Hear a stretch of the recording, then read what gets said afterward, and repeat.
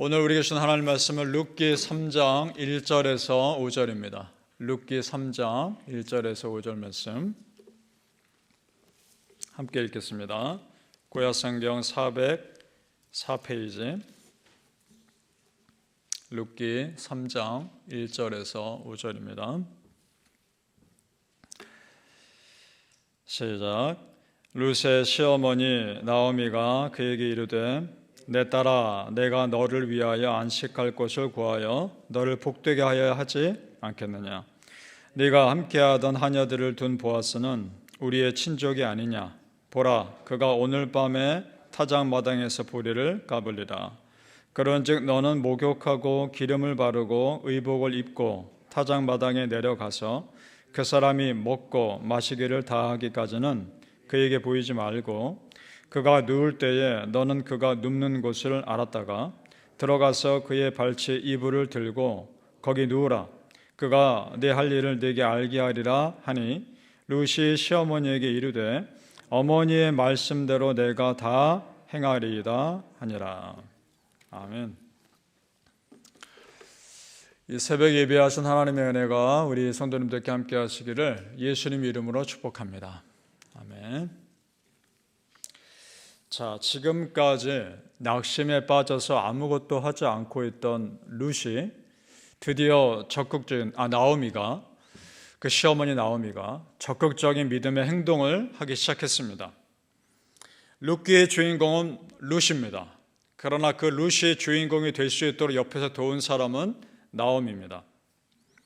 그래서 룻기는 나오미란 여인의 회복의 스토리이기도 합니다. 왜냐하면 그녀가 새로운 소망을 찾았기 때문입니다. 그동안 너무나 큰 슬픔에 빠져서 전혀 생각하지 못했던 고엘 제도를 생각해냈습니다.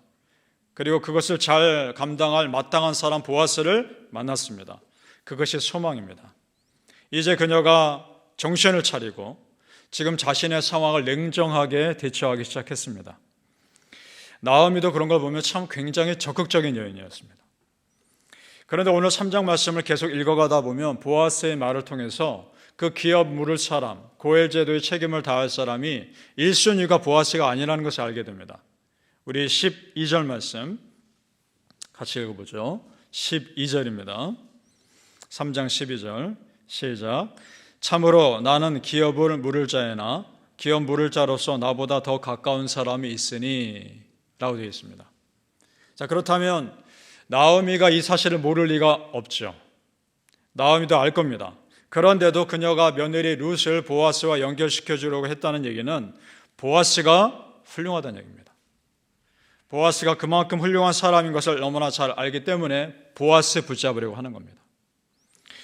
자, 성도님들, 하나님은 나오미의 이런 적극적인 문제 해결의 자세를 사용하셨습니다.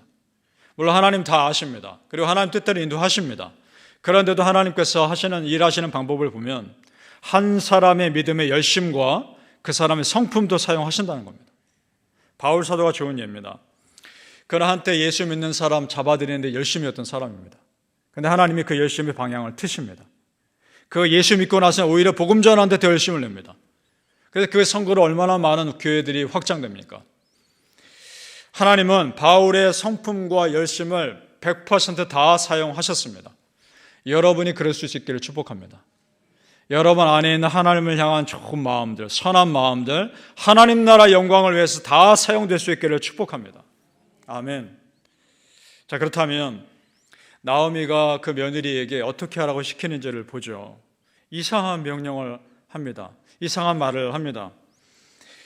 자, 보아스가 추수를 다 마치고 타작마당에서 그 벼를 다 골라내고 하는 그 큰 작업들을 마친 후에 그가 자고 있을 때 그가 자고 있는 것을 잘 봐뒀다가 잠들었을 때 그 발치 이불을 들고 거기 가서 누우라는 겁니다. 이상하지 않습니까? 이것이 무슨 말이냐 하면 보아스에게 가서 고엘의 의무를 요구하라는 겁니다. 고엘의 의무가 세 가지 있었지 않습니까? 빚을 갚아주는 거, 원수를 갚아주는 거, 대를 이어주는 거. 세 번째를 하라는 겁니다. 대가 없이 아무런 희망이 없는 그 가정에 결혼해서 대를 이어줄 의무를 다 하라는 것, 그 요구를 하라는 겁니다. 자, 그런데 여러분 생각해 보세요. 룻이 순종하기 쉬웠겠습니까? 잘 모르는 사람이 자고 있는 그 이불 속에 들어가 같이 누우라는 겁니다. 쉽지 않습니다. 그런데 룻이 그대로 하겠다고 말합니다. 5절 말씀 같이 읽어보죠. 5절 시작. 룻이 시어머니에게 이르되 어머니의 말씀대로 내가 다 행하리이다 하니라. 아멘. 자, 성도님들, 지금 상황을 잘 보십시오. 룻이 이렇게 어려운 명령을, 어려운 일을 기꺼이 하겠다고 주저없이 말을 했다는 얘기는 그 어머니에 대해서 전적으로 신뢰했다는 겁니다. 어머니와 룻 사이에 전적인 신뢰가 있었다는 겁니다. 지금 그 시어머니가 남편이 죽고 두 아들의 죽음 때문에 영적으로 다운돼서 그렇지 평소에 그 며느리에게 굉장히 훌륭한 믿음의 사람이었다는 겁니다. 충분히 짐작할 수 있습니다. 따라서 지금 되어가는 하나님의 일을 보면 하나님은 그 나오미와 룻 사이의 모든 것들을 다 사용하십니다. 첫째는 그 두 여인 사이의 신뢰를 사용하셨고, 두 번째는 나오미와 두 여인의 적극적인 성격을 사용하셨습니다. 자, 보세요. 이렇게 지금 말하고 있는 그 나오미나 그걸 적극적으로 따르고 있는 룻이나 자신의 삶을 개척하기 위해 적극적으로 행동하고 있습니다. 이것은 진정한 믿음의 사람들의 전형적인 모습입니다. 성도님들, 믿음의 사람은 절대 현실에 안주하지 않습니다. 하나님의 더 큰 일하심을 믿고 기꺼이 도전하는 사람들입니다. 그래서 성경의 믿음의 사람들의 역사는 도전의 역사입니다.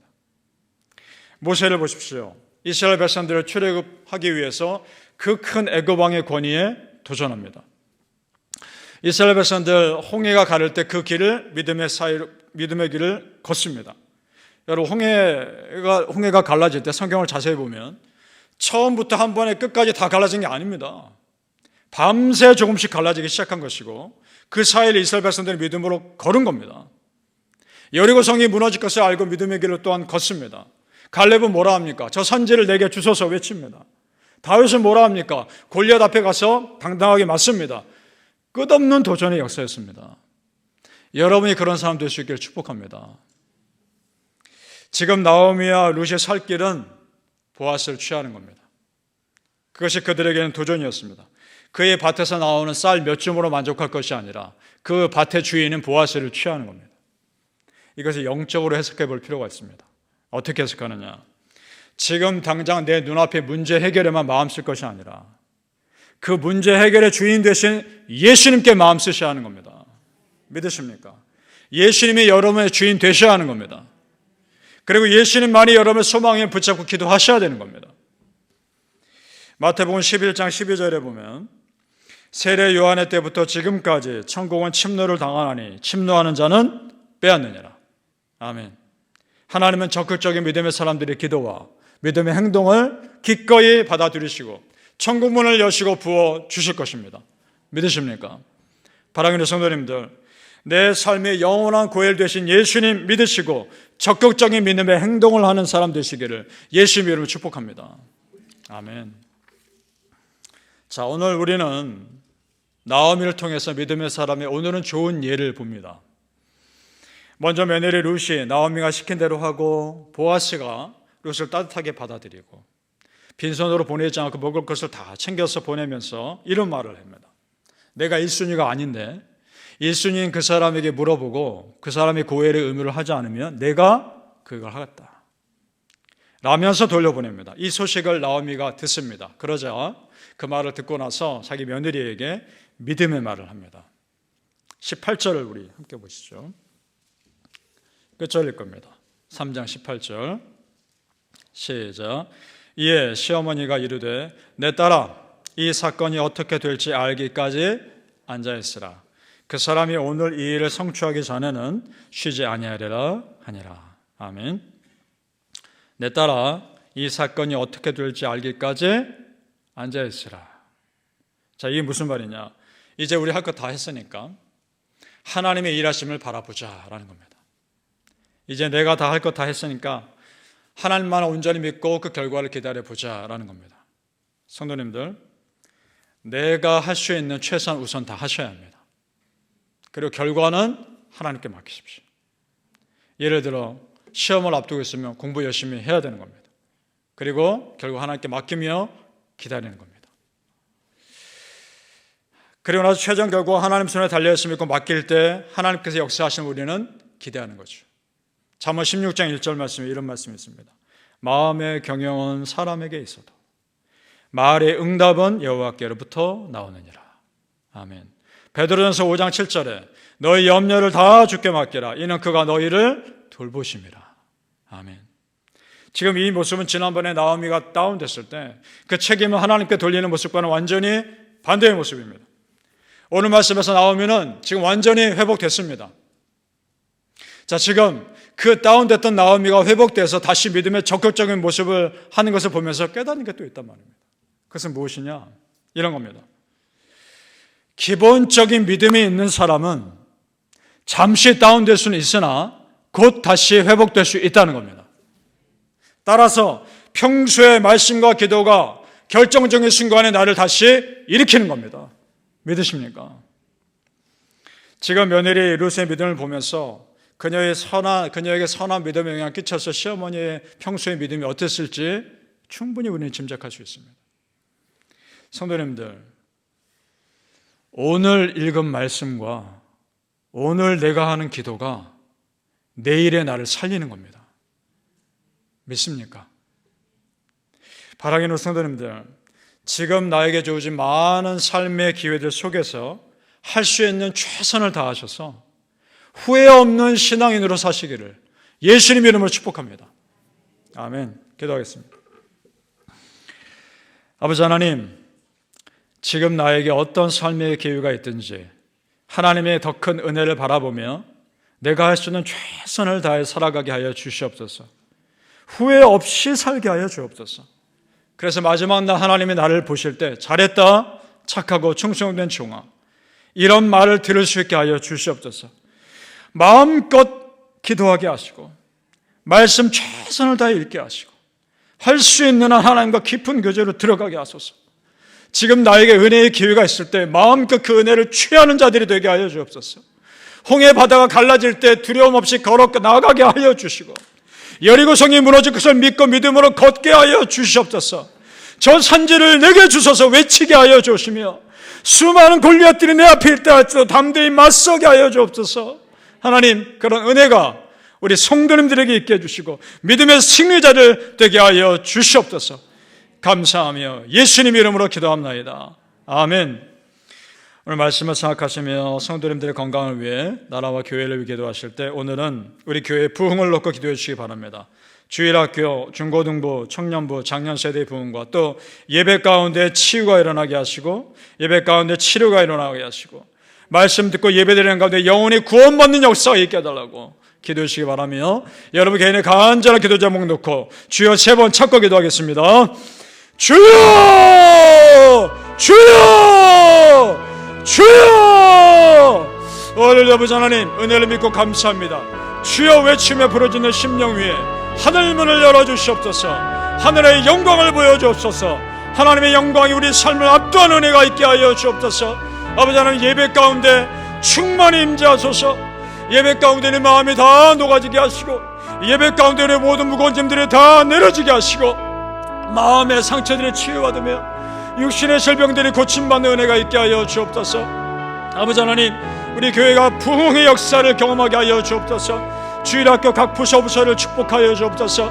유치부와 유초등부와 중고등부와 청년부와 장년세대까지 모든 세대마다 하나님의 놀라운 역사를 경험하게 하여 주옵소서. 젊은이들이 꿈을 꾸게 하소서. 노인들이 환상을 보게 하시고 예언하게 하시고 방언하게 하시며 하나님의 놀라운 역사를 경험할 수 있도록 아버지 인도하여 주옵소서. 하나님 마지막 때에 우리 모두가 깨어 하나님의 은혜를 바라보게 하시고 놀라운 믿음의 역사를 경험할 수 있는 우리 모든 세대들이 되게 하여 주시며 하나님의 영광이 드러난 믿음 백성들이 되게 하여 주시옵소서. 아버지 하나님 특별히 예배 가운데 기름 부어 주옵소서. 예배 가운데 성령 하나님 충만히 임재하여 주옵소서. 상하고 통회하고 지친 마음으로 이 자리에 앉아 기도하는 모든 심령들 위해 그 마음의 치유함의 역사가 임하게 하여 주옵소서. 육신의 질병 가운데 고통받는 성도님들이 있다면 하나님 그걸 불쌍히 주셔서 겉들이 예배 가운데 말씀이 선포될 때 치유의 역사가 동일하게 일어나게 하여 주시옵소서. 초대교회의 역사가 지금도 이 땅에 일어남을 믿습니다. 초대교회 부흥의 역사가 지금도 이 땅에 일어남을 믿습니다. 그 놀라운 치유의 역사와 회복의 역사가 지금도 우리의 예배 가운데 일어남을 믿습니다. 성령 하나님 충만히 임재하여 주옵소서. 십자가 보혈의 은혜가 예배 가운데 온전히 임재하여 우리 모두 성도님들 마음 가운데 평안이 흘러넘칠 것을 믿습니다. 예배 들어서 예배당에 들어서는 순간부터 마치는 시간까지 성령 하나님 충만히 임재하게 하여 주시옵소서. 예배를 방해하는 모든 어둠의 세력들로부터 이 예배를 붙잡아 주옵시며 우리의 마음을 혼란스럽게 하는 모든 어둠의 세력들로부터 오직 십자가에 집중케 하여 주옵소서. 십자가 보혈 우리 성도님들에게 덧습니다. 나사렛 예수의 영혼이 예배 가운데 압도하시는 성령님의 은혜를 체험할지어다. 예배를 방해하는 모든 어둠의 세력들 떠나갈지어다. 성령 하나님 충만히 임재하여 주시며 하나님만이 우리의 삶의 주인이심을 선포하고 놀라운 믿음의 역사가 임할지어다. 충만의 은혜가 임할지어다. 예배 가운데 치유가 임할지어다. 예배 가운데 치료가 임할지어다. 성령 하나님 지금도 살아계십니다. 성령 하나님 지금도 역사하십니다. 그 십자가의 은혜가 지금 이 예배당 가운데 충만히 임하게 하여 주시옵소서. 이 새벽에 간절히 부르짖는 우리 성도님들의 기도가 하나도 땅에 떨어지지 않게 하시고 하나님 다 아시지 않습니까? 어떤 마음으로 기도하는지 다 아시지 않습니까? 아버지 응답해 주옵소서. 사람이 할 수 없고 사람이 채울 수 없는 모든 은혜 하나님만이 채워주시고 하나님만이 위로하시고 놀라운 믿음의 역사가 각 가정마다 임하게 하여 주시옵소서.